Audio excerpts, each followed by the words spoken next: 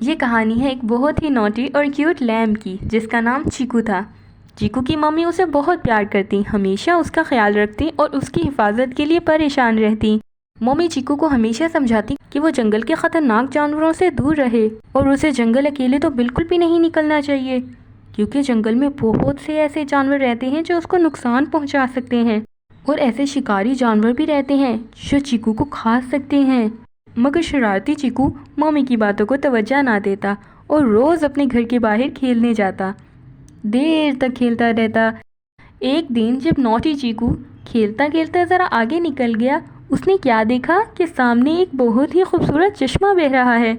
چیکو نے سوچا مجھے پیاس بھی لگی ہے، کیوں نہ اس چشمے سے تھوڑا سا پانی پی لیا جائے۔ یہ سوچ کر چیکو اس چشمے سے پانی پینے لگا۔ ایک بھیڑیا یہ سب دیکھ رہا تھا۔ اتنے پیارے ننھے میمنے کو دیکھ کر بھیڑیے کے منہ میں پانی آ گیا۔ بھیڑیا چشمے کی دوسری طرف کھڑا تھا، سوچنے لگا اگر میں بھاگ کر اس کے پاس جاؤں، یہ نہ ہو کہ یہ بچ کر نکل جائے۔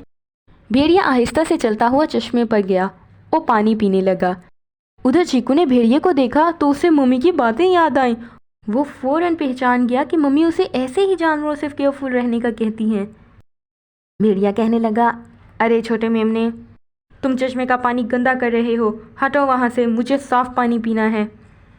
چیکو نے کہا، مگر میں تو نیچے کھڑا ہوں اور پانی اوپر آپ کی طرف سے یہاں آ رہا ہے، بھلا میں کیسے آپ کی طرف میلا پانی بھیج سکتا ہوں؟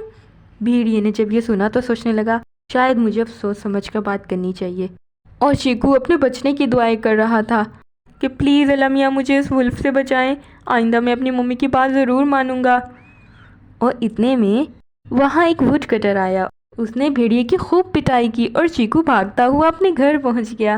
چیکو نے ممی کو اس بارے میں سب بتایا اور پرومس کیا کہ وہ پھر کبھی اپنی ممی کی باتوں کو نہیں بھولے گا۔ Thanks for watching this video. You can also subscribe our channel by hitting the subscribe button below. Share this video with your family and friends.